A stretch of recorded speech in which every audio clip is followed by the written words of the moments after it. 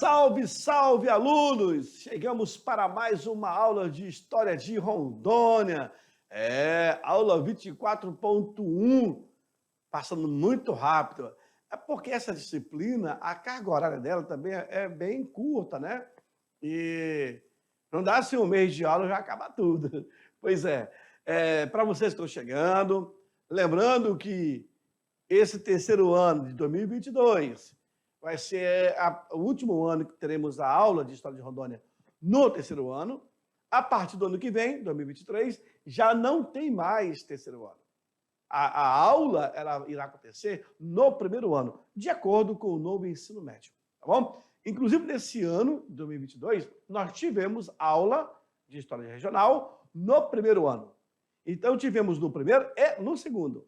Agora, ano que vem, nós só teremos no primeiro ano. Tá bom? Certinho? Então, acompanhe comigo, joga no quadro, aula 24.1, que é a aula, a abertura. Deixa eu ver se o decreto está ok. A abertura, aí, a abertura da BR-364. A nossa rodovia, essa que corta o Brasil, sabia? Vocês vão ver aonde ela começa e aonde ela termina. A rodovia, a BR-364, quando eu falo BR, porque é uma estrada federal. RO, aí é quando ela é estadual. A rodovia Amazonas-Mato Grosso, como ela foi chamada primeiramente, como que se deu o primeiro nome dela, depois recebe o nome de Brasília-Acre, inclusive teve o nome de 029, rodovia 029, e, por último, 364. Vou entender o porquê dessa sigla. E aí, senhores, no final, veremos aí como foi que se deu a chegada do 5º Batalhão de Engenharia e Construção, o famoso 5º BEC, ok? Bom, a aula hoje está bem recheada de informações. Aí eu tenho a habilidade que vocês terão saber como é que funciona. Agora, observem aonde nasce e aonde termina a BR-364. Ela termina em Limeira. E vai começar onde? Aqui no Acre. Ou ela começa em Limeira? Não, ela começa em Limeira e termina no Acre. Aqui, ó, o início e o fim. Ela vai findar no Acre. Percebeu? Nossa, professor. Então, de São Paulo, passa pelo estado de Goiás, ali a região do Jataí, passa por Jataí, Rondonópolis, Cuiabá, vai lá por cima, ó.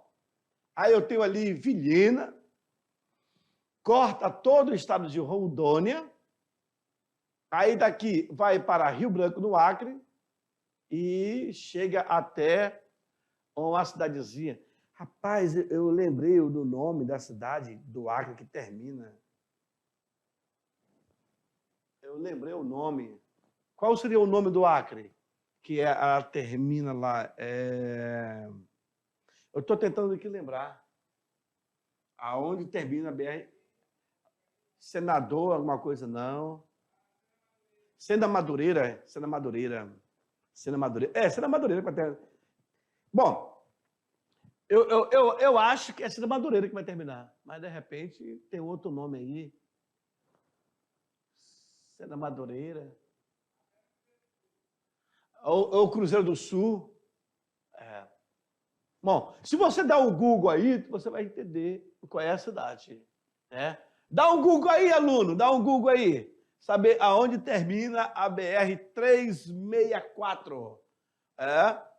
Ela começa em Limeira. Grande celeiro, que é Limeira de São Paulo. E ela passa por toda essa região aí, ó. 364. Agora, vejam só. Foram várias tentativas que se deu para a construção dessa rodovia. Primeiro a gente chamou já no 29. Hã? Manso Lima, no Acre. Vai terminar em Manso Lima. De acordo aqui com o Google, é isso? De acordo com Cordeirópolis. Começa em Cordeirópolis, São Paulo, que fica ali no estado de Limeira, então, né? Sei lá. Cidade de Limeira ou distrito de Cordeirópolis, São Paulo, e vai até no Acre. Em Manso Lima, no Acre. Nossa! Aí, ó. Hoje, com a internet, você busca rapidinho a informação. Quando ter a dúvida, é só fazer o Google lá, rapidinho. Ah, não tem um livro que fala sobre... Meu, você tem uma ferramenta na mão aí, que é a internet, é o teu smartphone. É só você clicou, fez a busca, já era. Mas, professor, voltando lá, por que se deu o nome 364? Nós temos visto aí as outras rodovias ganharam outro nome, outro sim, mas por que 364? Bom, em homenagem à Estrada de Ferro, Madeira, Mamoré. Naquela época, ele tinha 364 quilômetros que ligava Porto Velho a Guajará-Mirim. A distância de Porto Velho até Guajará-Mirim era 364 quilômetros. Logo se batizou a BR, assim ficou o trecho inicial de 364 km, ligando Porto Velho a Guajará-Mirim. Hoje nós sabemos que de Porto Velho a Guajará-Mirim são 366 km. Por quê, professor? Por quê, professor? Por quê? Porque o que aconteceu? Houve um deslizamento, um desmoronamento de terra, houve um desmoronamento de terra, e essa terra, ela acaba caindo, né? Nós chamamos de lastro, o lastro. O lastro, ele cedeu e caiu. E aumentou, então, 2 km. 2 km. Aumentou 2 km. Aumentou 2 km. Olha só. Então, digamos aqui, está aqui, né? Aí aqui, ó. Eles fizeram isso. Um pequeno contorno. Um pequeno contorno que deu os 2 km. Tá? Então, o que era antes? 364. Passa a ser 366. Porém, 366. Porém, já teria sido batizado em homenagem à Estrada de Ferro, Madeira, Mamoré. Beleza? Avançamos.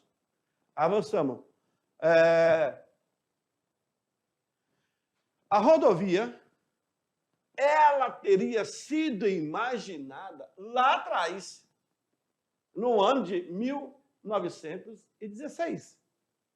Por quem? Por Roquete Pinto. Opa, esse Pinto aqui é um P maiúsculo, tá? É o sobrenome dele. Roquete Pinto, lá atrás, quando ele participou da expedição do Marechal Rondon, se embreando na floresta, abrindo picadões, fazendo estudos, fincando porte, esticando fio. E ele falou assim, rapaz, quem sabe no futuro, isso aqui vai ser chamado de Estrada do Rondon. E aí ficou. Acabou se tornando realidade, por onde o Rondon teria feito o levantamento da linha telegráfica, de Cuiabá até Santo Antônio, por onde ele teria aberto o picadão, fincado os portes, estendido os fios, por onde ele passou, ali se criou a BR-364. Viu só? Então, essa realidade se tornou durante o governo de Juscelino Kubitschek, quando o território afetado do Guaporé era governado por Paulo Nunes Leal. Ou seja, fazia-se picada, abertura, de 5 até 100 metros de largura, dependendo muito do local que eles estavam. Tudo isso para ficar os postes, para trazer a linha telegráfica. Mas por que esse exagero? Bom, até porque 100 metros, olha só, aluno, está aqui, ó. Aqui seria a parte por onde eles passaram. Ah, está aqui. Aqui eles cavavam o buraco, aonde eles iam ficar o porte, aonde eles iam esticar o fio.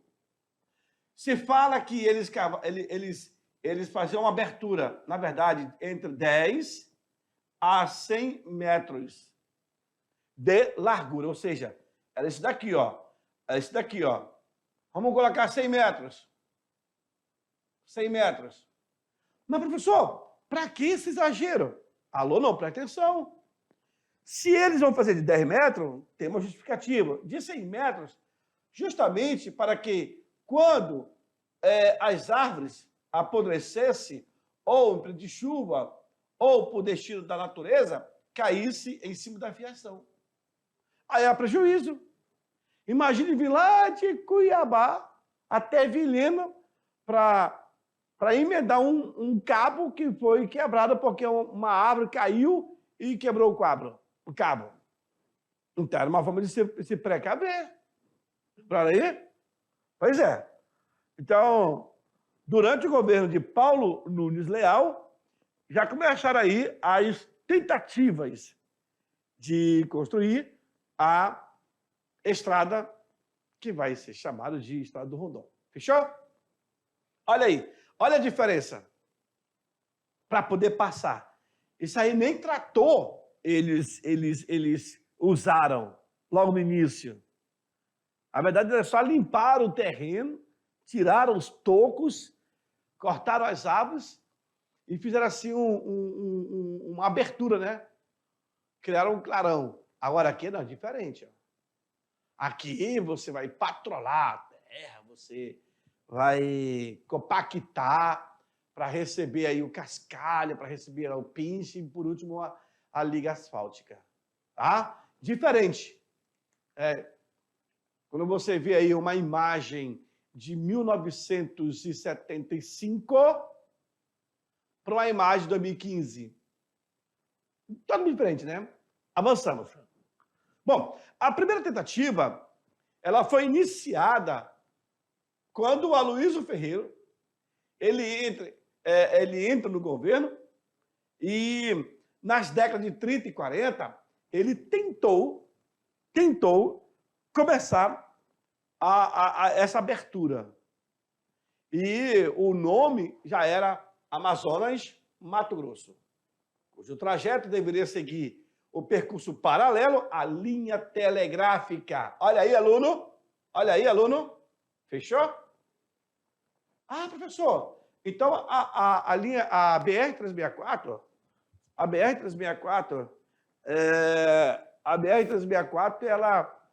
ela foi criada, de fato, por onde veio a linha telegráfica? Exatamente. Sendo essa tentativa paralisada em 1945. Fechou? Então, lá no ano de 1916, Roquete Pinto, ele falou assim, quem sabe no futuro irão chamar isso aqui de Estado de Rondon. E aí começa a primeira tentativa na década de 30, na década de 40, aí 50 com o JK, ó, vocês vão ver aqui o JK. E aí vai indo até o governo de João Batista Figueiredo. Olha só como é que era a dificuldade. Não era qualquer um, não. Isso lembra muito o Amazonas. Ó, observe aqui a distância. Ó a distância aqui, ó. Olha a distância. Você imagina uma árvore dessa cai na linha telegráfica. Aí o cara vem lá da caixa-prego para poder arrumar o fio? Não pode. Então, por isso que as árvores eram muito altas. Então, se fazer um cálculo, eu vou fazer uma abertura de 10 metros, 50 metros, eu tenho uma árvore de 80 metros. Ela vai cair, vai tombar, já era. Então, observe, aqui ó, só foi feita a limpeza mesmo do terreno. Aqui não teve máquina. Ó, aí chove, dependendo muito do solo, ele fica encharcado. E aí o carro vai passar, bum, ele acaba atolando. E, aí vira esse regaceiro aí, ó. Alguns carros, eles mandaram comprar, inclusive lá em São Paulo, que passou alguns dias na estrada, cara. Vocês vão ver aqui a imagem deles.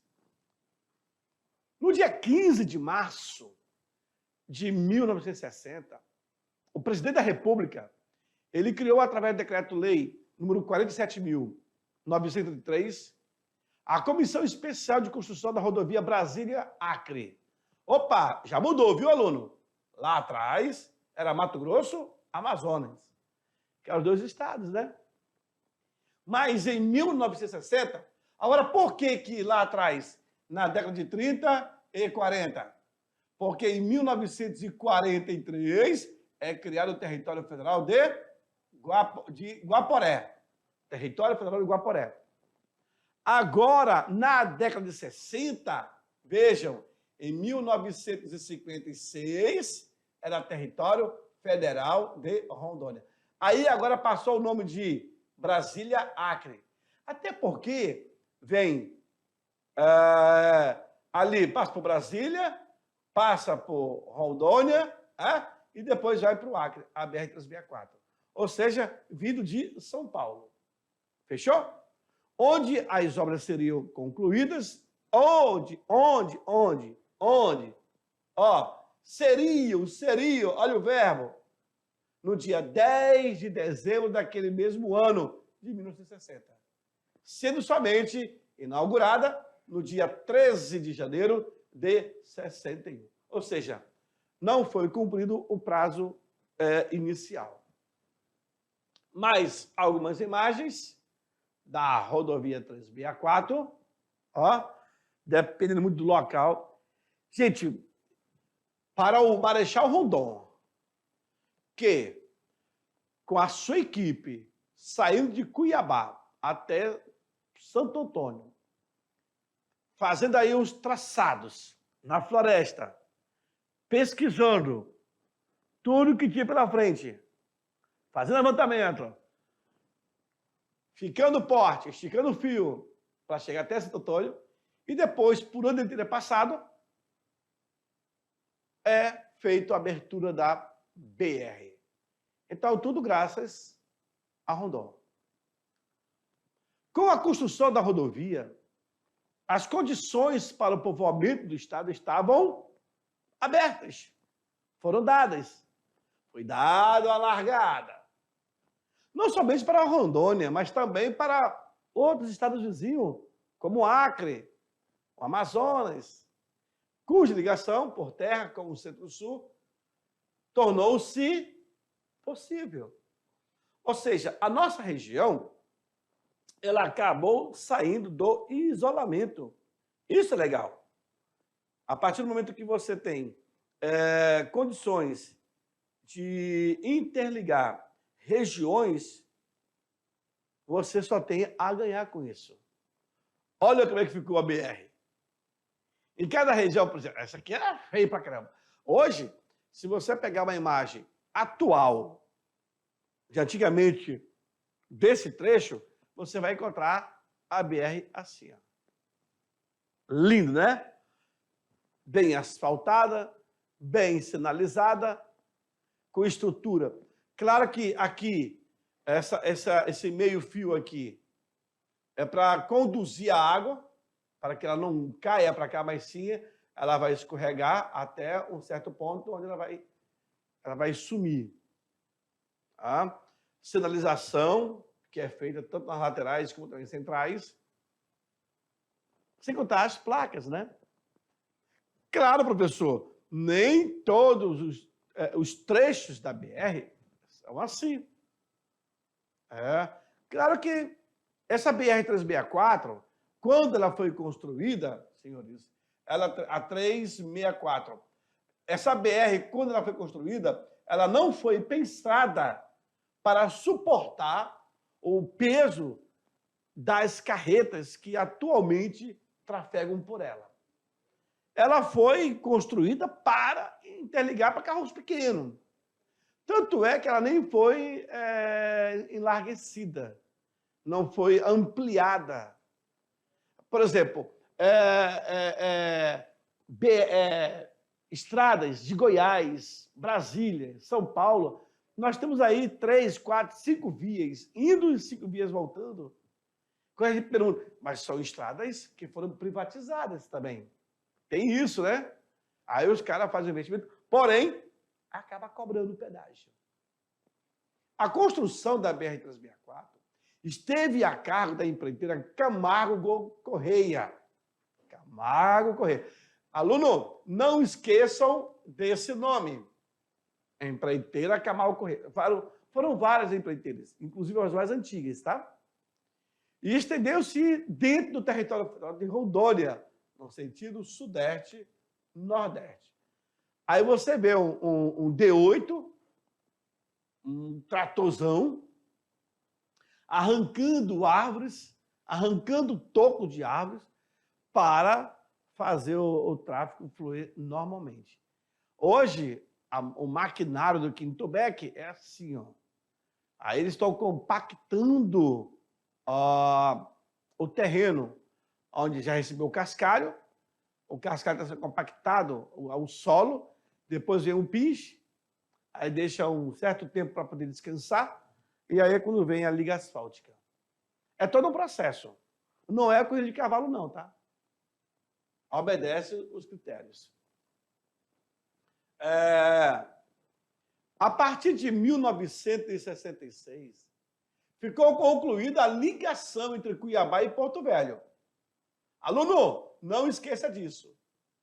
Ou seja, foi feita a compactação, a abertura do solo, dando o acesso de Cuiabá até Porto Velho.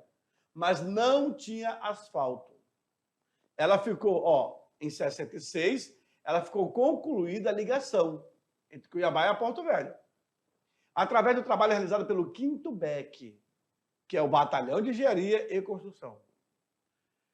Esse batalhão ele foi incumbido pelo governo militar de concluir a construção da rodovia Brasília-Acre, de mantê-la em condições satisfatórias de tráfego e de extinguir, olha aí, a legendária Estrada de Ferro Madureira-Mamoré, que já era considerada obsoleta e antieconômica. Não servia mais. Não servia mais. Tá bom? Bom, agora eu deixo para vocês um pequeno documentário que vai falar sobre a construção da BR-364. Aperte o play. 364. E eu quero lembrar você que foi criada a segunda companhia rodoviária independente, sob o comando de quem? Do então capitão Enio Pinheiro, que tinha a função de interligar Porto Velho até Vilhena, que fica no extremo sul do território. A principal função e objetivo da BR-364 era tirar a região de Rondônia do isolamento. E olha só que interessante, no ano de 1947, foram feitos aí 55 quilômetros de abertura de estrada, a então antiga BR-029. A extensão aberta pela segunda companhia não foi suficiente. Não supriu a necessidade da região que continuava no isolamento, dependente aí dos grandes centros comerciais, que eu diga de Belém, visto aí como o principal centro regional da Amazônia. Querendo resolver o problema do isolamento da região, durante o governo de Paulo Nunes Leal, em consequência da extração da cassiterita aqui no estado, que necessitava do escoamento, juntamente com um plano de meta do governo federal, Juscelino Kubitschek, e cumprindo um acordo celebrado aí entre as empresas automobilísticas que se instalaram no país, foi oficializado a abertura da rodovia Brasília-Acre, em 1960. Eu quero lembrar você que a BR-029, ela passa a ser chamada agora de BR-364.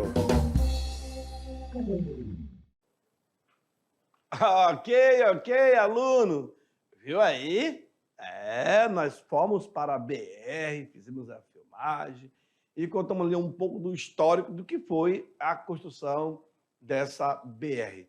BR Mato Grosso, Amazonas, Brasília, Acre, 029 e, por último, 364. Tá bom? Continuando no quadro, segue lá. Olha só como era trafegar por essa BR. Gente, o que vocês estão vendo, essa imagem aí, por exemplo, não chega nem aos pés, não tem nem como comparar com a Transamazônica. A Transamazônica, dependendo do local, na parte lá de cima, depois de Santarém, ela é asfaltada. A Transamazônica, que vai para São Luís do Maranhão. Tá? Chega uma determinada área que recebe o asfalto. Mas a grande parte dela, nossa, só Jesus da causa. É bem ruim para você trafegar. Isso daí, ó, já está limpo. Quando chove, quero ver passar. E quando não, ela pode acarretar problemas, né, de acidentes. Quando você não tem um acostamento, você não tem como controlar a direção do carro e, por ser muito liso, acaba caindo na ribanceira. Mas isso aí, para não deixar acontecer isso, deveria haver, de fato, uma fiscalização por parte do DENIT, do governo, porque um pequeno buraquinho que se cria ali acaba se tornando um problemaço lá na frente. De repente, o cara quebrou o carro, começa a vazar o óleo diesel ali, a gasolina, no asfalto. Se for quente, meio-dia, aquilo vai deixando o asfalto bem mais mole, e ali pode gerar um pequeno furinho no asfalto. Aquele furinho vai virar uma cratera. Então, se você não corrigir logo que aparece o problema, aí só irá aumentar o problema. É por isso que as estradas, quando elas são privatizadas, a empresa ela está ali direto dando assistência. A limpeza na lateral, a questão, se aconteceu um acidente, os caras chegam lá rapidinho. É incrível. Então tem o seu custo também. Às vezes você quer andar numa ótima estrada, mas também só se ela por si só conseguir se manter. Mas é preciso ter uma revisão. A chegada do Kitubec para a nossa região trouxe visíveis transformações para o território e para a cidade de Porto Velho. Dentre estas medidas, destaca-se o despejo dos moradores do bairro da Baixa da União para o recém-criado bairro da Liberdade. Aí, ó, você observa que o Kitubec, em comboio, acabaram vindo para a região. Trouxeram, inclusive, os seus maquinários. Demorou algum tempo? Sim. Demorou alguns dias para poder chegar até aqui. Mas eram muitos homens, muitos carros. Vieram preparados. Se um carro atolava, o outro vinha e puxava. De repente, eles arrumavam ali a própria estrada para dar condições de viagem. Então, era uma operação gigantesca. Quando o Kitubec aqui chega em Porto Velho, vejam só, quando o Kitubec chega aqui, a população mencionou, né? Pronto, chegou o progresso. Inclusive maquinários vindo, né? Chegou o progresso. A estrada de ferro André Mamoré já era vista por eles como obsoleta. Ela não funcionava mais. Então, daqui, eles irão abrir estrada até Guajará-Mirim, que vão continuar a estrada para Rio Branco. Aí você imagina, eu podendo ir pela estrada de carro, eu vou de trem. Trem era 12 horas, carro era 4, 5 horas.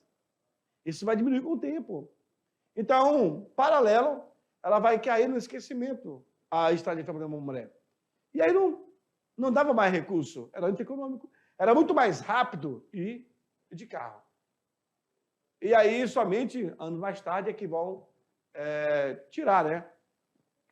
O resto que ainda existia da linha telegráfica da linha da expedição do Rondon. Mas isso aí foi uma visão muito assim, que chamou atenção, porque o Quito Beck veio para ficar e até hoje se encontra aí cuidando do que é nosso. Olha só, em determinada... Olha só, isso basicamente, ó, só por onde teria passado a linha telegráfica.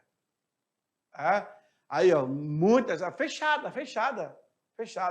Nós estamos já em 1960, 106 por aí. A estrada foi aberta em 1907 a 1909, ou seja, mais de 30, 40 anos depois, vem passar aqui a BR, a 029. E em um determinado ponto, ó, improvisava essa ponte aí. Ou seja, aonde a terra era muito fraca, lama, várzea, enfim, colocava isso daí, ó, e conseguia passar. Sem contar o peso que existia na carroceria desses caminhões. Sem contar o peso. Então, se fazia de várias formas para poder ganhar tempo. O presidente JK, após ser derrubada, tá? A última árvore da rodovia, que ligava Cuiabá a Porto Velho, ele caminha sobre o seu tronco.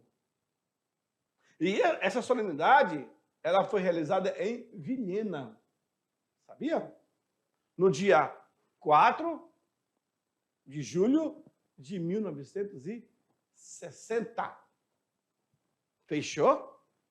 Olha, claro que ele dizia que aquela árvore imensa, ela estava no meio do progresso. O JK, ele vai até 61, quando ele inaugura Brasília, no dia 21 de abril.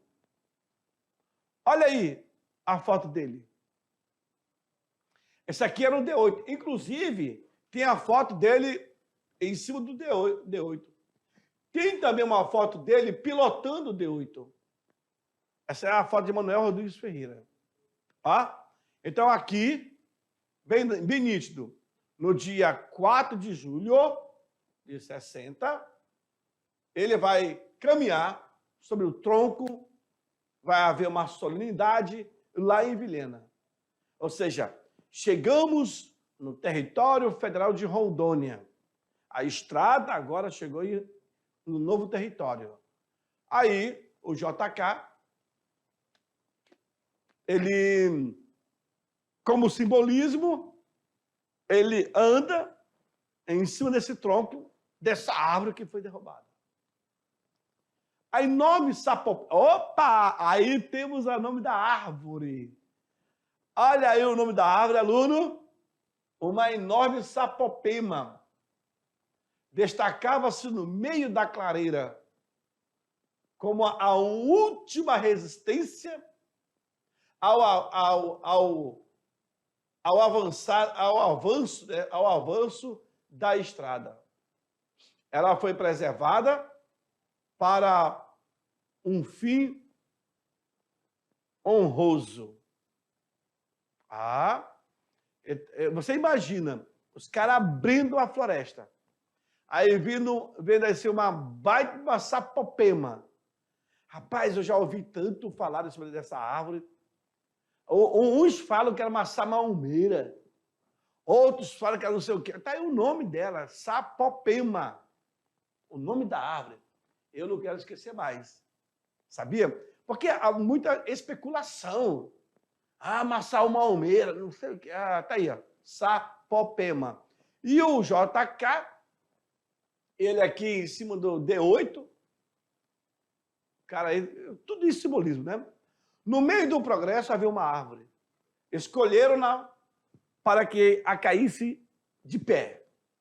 como uma espécie de Bastilha em plena floresta amazônica. Ebaquear-se ao impacto do trator presidencial. Erigiram-se-na como marco histórico, que assinalava o fim do desmatamento de um dos trechos mais difíceis e inacessível do Acre ao Brasil. De Brasília a Acre. Brasília a Acre. Porque ela está vindo lá do centro-sul. Do sul para o norte. Brasília, Acre. Então havia toda uma configuração, toda uma retórica, toda uma explicação de como foi derrubada essa árvore, etc. Vejam, o trabalho de manutenção para garantir o abastecimento da cidade, do território, durante as décadas de 60 e 70, foi importante. Notável também foi o tratamento desenvolvido pelo Quinto Beck para a construção do trecho rodoviário que ligaria agora Porto Velho a Guajará-Mirim. Percebeu? Então, saindo de Brasília, chega até Porto Velho. Agora de Porto Velho, vai para Guajará-Mirim. E daqui também segue para onde? Para o Acre. Vai findar, então, no Acre. Olha só que coisa linda. A BR, tudo pavimentada, com encostamento, com iluminação, na verdade, com sinalização. Isso é muito bom, porque à noite, cara, com a vista cansada, vocês já não sabem onde é o meio, onde é o fim. Incrível, né? A pavimentação da BR-364 foi obra tanto do Quinto Beck, como também da Andrade Gutierre. Aluno, eu tenho aqui 3 empresas. A primeira que eu falei lá atrás, Camargo Correia, Quinto Beck e agora a Andrade Gutierre. Ainda teve parte ainda da Queiroz Galvão, tá? Sendo assinado mais de 14 contratos com as empresas. E aí o Quinto Beck trabalhando. As obras foram concluídas em 84, durante o governo do coronel Jorge Teixeira, que nós já vimos aqui, e o presidente João Batista Figueiredo, certo? Olha a BR, olha só a construção, como que se dá. Aí nós temos 2 vias centrais e nas laterais nós temos as saídas. Em alguns pontos, chegando nas cidades, dá para fazer isso daqui, ó. A nossa, inclusive, aqui em Porto Velho, ela tem uma modificação. Então, isso aí é muito, muito trabalho. É uma engenharia fantástica, que os caras são preparados para isso, tá certo? Mas agora, aluno, eu vou te deixar aí, porque daqui a pouco eu volto para fazer aquela revisão de 5 minutos. É muito rápido, não dá nem para tomar uma água, nem ir ao banheiro, nem puxar o ar. Já já eu estou de volta para fazer a revisão de 5 minutos. Tchau, tchau.